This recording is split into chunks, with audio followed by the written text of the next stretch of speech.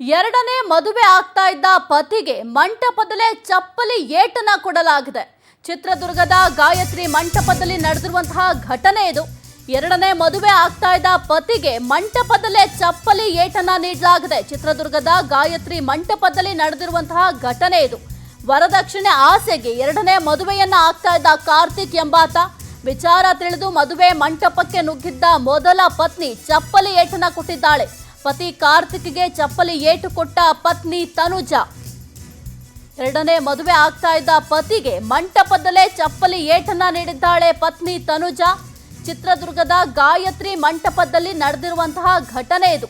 ವರದಕ್ಷಿಣೆ ಆಸೆಗೆ ಮೊದಲ ಹೆಂಡತಿ ಇದ್ರೂ ಕೂಡ ಎರಡನೇ ಮದುವೆ ಆಗ್ಲಿಕ್ಕೆ ಅಂತ ಕಾರ್ತಿಕ್ ಮುಂದಾಗಿದ್ದ.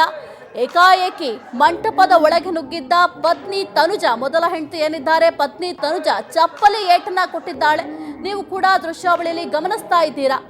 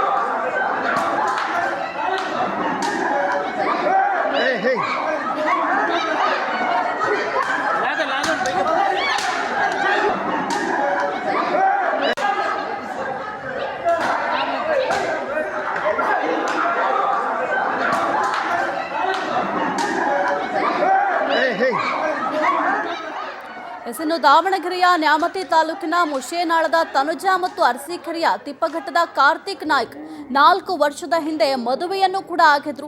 ಆದರೆ ವರದಕ್ಷಿಣೆಯ ದುರಾಸೆಗೆ ಬಿದ್ದು ಎರಡನೇ ಮದುವೆಗೆ ಈ ಕಾರ್ತಿಕ್ ಎಂಬಾತ ಮುಂದಾಗಿದ್ರು. ನೀವು ಕೂಡ ದೃಶ್ಯಾವಳಿಯಲ್ಲಿ ಗಮನಿಸ್ತಾ ಇದ್ರಿ.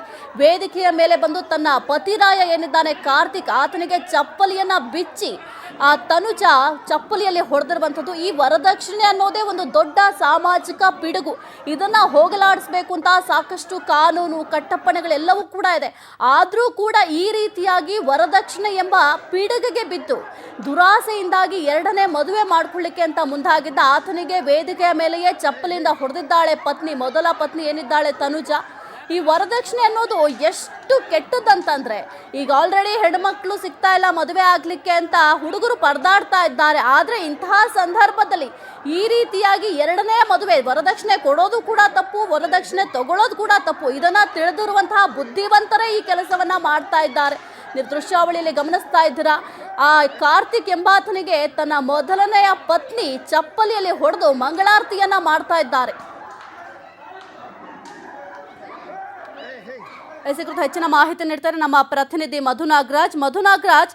ಹೆಂಡತಿಗೆ ಈ ವಿಚಾರ ಹೇಗೆ ಗೊತ್ತಾಯ್ತು? ತನ್ನ ಗಂಡ ತನ್ನನ್ನ ಬಿಟ್ಟು ಎರಡನೇ ಮದುವೆ ಆಗ್ತಿದ್ದಾನೆ ಅಂತ ಯಾವಾಗ ಗೊತ್ತಾಯ್ತು? ಈ ಮೊದಲೇ ಒಂದು ಸಣ್ಣ ಸುಳಿವು ಕೂಡ ಇರ್ಲಿಲ್ವಾ ಅಂತ? ಯಾಕಂದ್ರೆ ಇಬ್ರು ಜೊತೆಲೇ ಇದ್ದಾಗ ಒಂದು ಸಣ್ಣ ಅನುಮಾನ ಕೂಡ ಮೂಡ್ಲಿಲ್ವಾ? ಹೇಗೆ? ಅದು ಸಹಿತ ಪ್ರಮುಖವಾಗಿ ಈಗ ಎರಡನೇ ಮದುವೆ ಆಗಂತದ್ದು ಕೆಲವರಿಗೆ ಒಂದು ಫ್ಯಾಷನ್ ಆಗಿರತಕ್ಕಂಥದ್ದು. ಯಾಕಂದ್ರೆ ಕಳೆದ ಕೆಲ ತಿಂಗಳ ಹಿಂದೆ ದಾವಣಗೆರೆಯಲ್ಲಿ 3ನೇ ಮದುವೆ ಆಗಲು ಪತಿರಾಯ ಹೊರಟಿದ್ದ. ಇಬ್ಬರು ಏನು ಮೊದಲು ಮತ್ತು ಎರಡನೇ ಪತ್ನಿ ಸೇರಿಕೊಂಡು ಆ ಒಂದು ಮದುವೆಯನ್ನ ನಿಲ್ಸಿದ್ರು. ಆ ಘಟನೆ ಮಾಸೋ ಮನವೇ ಈ ಚಿತ್ರದುರ್ಗದಲ್ಲಿ ಈ ರೀತಿಯಾದ ಒಂದು ಘಟನೆ ಇರ್ತಕ್ಕಂಥದ್ದು. ಅಂದ್ರೆ ಯಾವುದೇ ಡೈವರ್ಸ್ ಅಪ್ಲೈ ಮಾಡದೆ ಮತ್ತು ಕಾನೂನನ್ನ ಗಾಳಿಗೆ ತೂರಿ ಎರಡನೇ ಮದುವೆಗೆ ಮುಂದಾಗಿರ್ತಕ್ಕಂಥದ್ದು. ಈ ಒಂದು ವಿಚಾರ ಅಂದ್ರೆ ಸಂಬಂಧಿಕರಿಂದ ಈ ಒಂದು ವಿಚಾರ ಮೊದಲ ಪತ್ನಿಗೆ ತಿಳಿದಿತ್ತು ಅಂತ ಹೇಳಿ ತಿಳಿದು ಬಂದಿರತಕ್ಕಂಥದ್ದು. ಹೀಗಾಗಿ ನಾವು ಮದುವೆ ಮಂಟಪದಲ್ಲಿ ಮಂಟಪದ ಒಂದು ವೇದಿಕೆ ಮೇಲಿದ್ದ ಗಂಡನಿಗೆ ಮೊದಲನೇ ಪತಿ ಒಂದು ಚಪ್ಪಲಿನಿಂದ ಒಂದು ಮಂಗಳಾರತಿ ಮಾಡಿರ್ತಕ್ಕಂಥದ್ದು. ಜೊತೆಗೇನು ಈ ಒಂದು ಪ್ರಮುಖವಾದ ಕಾರಣ ಅಂದ್ರೆ ವರದಕ್ಷಿಣೆ ದುರಾಸೆಗೆ ಈ ರೀತಿಯಾಗಿ ಒಂದು ಎರಡನೇ ಮದುವೆ ಆದ ಅಂತೇಳಿ ಮಾಹಿತಿ ಕೂಡ ಲಭ್ಯ ಇರತಕ್ಕಂಥದ್ದು. ಕಳೆದ 4 ವರ್ಷದ ಹಿಂದೆ ಒಂದು ಏನು ದಾವಣಗೆರೆ ಜಿಲ್ಲೆಯ ನ್ಯಾಮತಿ ತಾಲೂಕಿನ ಮುಷನಾಳ್ ಗ್ರಾಮದ ತನುಜ ಎಂಬ ಒಂದು ಏನು ಯುವತಿ ಮಹಿಳೆಯ ಜೊತೆಗೆ ಈತನ ಮದುವೆ ಆಗಿರುತ್ತೆ ಅಂದ್ರೆ ಅರಸೀಕೆರೆಯ ಕಾರ್ತಿಕ್ ನಾಯಕ್ ಎಂಬ ಜೊತೆಗೆ ಮದುವೆ ಆಗಿರುತ್ತೆ. ಆದ್ರೆ ಪ್ರತಿನಿತ್ಯ ವರದಕ್ಷಿಣೆ ಕಿರುಕುಳ ನೀಡ್ತದೆ ಅಂತೇಳಿ ಈ ಒಂದು ಸಂಬಂಧದಲ್ಲಿ ಒಂದು ಬಿರುಕು ಮೂಡಿರ್ತಕ್ಕಂಥದ್ದು. ಹೀಗಾಗಿ ಆಕೆ ಏನಿದ್ಲು ಆ ಒಂದು ತವರು ಮನೆ ಸೇರಿರ್ತಕ್ಕಂಥದ್ದು. ಜೊತೆಗೇನು ಯಾವುದೇ ಡೈವರ್ಸ್ ಕ್ಲೇಮ್ ಮಾಡದೆ ಹಿನ್ನೆಲೆಯಲ್ಲಿ ಈತ ಏನು ವರದಕ್ಷಿಣೆ ಆಸೆಗಾಗಿ ಮತ್ತೆ ಇನ್ನು ಏನು ಸಂಬಂಧಿಕರಲ್ಲಿ ಬಿರುಕು ಉಂಟಾಗಿತ್ತು. ಹೀಗಾಗಿ ಎರಡನೇ ಮದುವೆಗೆ ಮುಂದಾಗಿದ್ದ. ಈ ಒಂದು ವಿಚಾರ ಆ ತನುಜಿಗೆ ಗೊತ್ತಾಗ್ತಿದ್ದಂಗೆ ಆ ಒಂದು ಚಿತ್ರದುರ್ಗದ ಗಾಯತ್ರಿ ಕಲ್ಯಾಣ ಮಂಟಪದಲ್ಲಿ ಆಗಮಿಸಿ ಆ ವೇದಿಕೆ ಮೇಲೆ ಇದ್ದ ಆತ ಗಂಡ ಆತನಿಗೆ ಒಂದು ಚಪ್ಪಲಿ ಸೇವೆ ಮಾಡಿರ್ತಕ್ಕಂಥದ್ದು. ಯಾರಿಗೆ ಗೊತ್ತಾಗದಂತೆ ಈ ರೀತಿಯಾಗಿ ಗುಟ್ಟಾಗಿ ಮದುವೆ ಆಗಿದ್ರ ಹಿನ್ನೆಲೆಯಲ್ಲಿ ತನುಜಿಗೆ ಈ ಹಿಂದೆ ತಿಳಿದಿರ್ಲಿಲ್ಲ.